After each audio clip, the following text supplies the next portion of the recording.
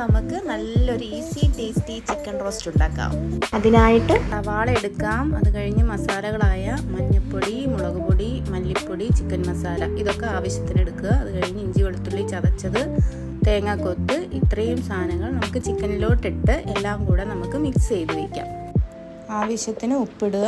അതിനുശേഷം കുറച്ച് പച്ച വെളിച്ചെണ്ണ ഒഴിക്കുക.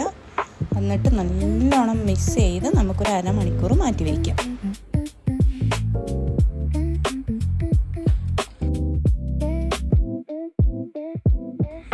നമുക്ക് ആ സമയം കൊണ്ട് ഒരു തക്കാളി എടുത്ത് കട്ട് ചെയ്ത് വയ്ക്കാം.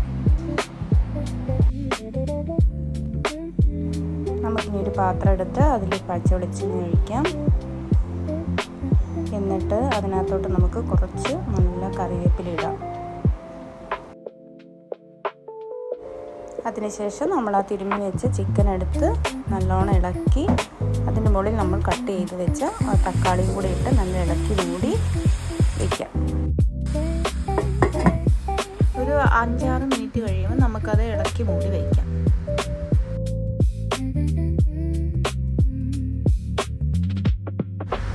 ചിക്കൻ വെന്ത് കഴിയുമ്പോൾ നമുക്കതിനകത്തോട്ട് കുറച്ച് ഗരം മസാല, പിന്നെ കുറച്ച് കുരുമുളക് പൊടി, കുറച്ച് നല്ല കറിവേപ്പിലയും കൂടി ഇട്ട് മിക്സ് ചെയ്യാം.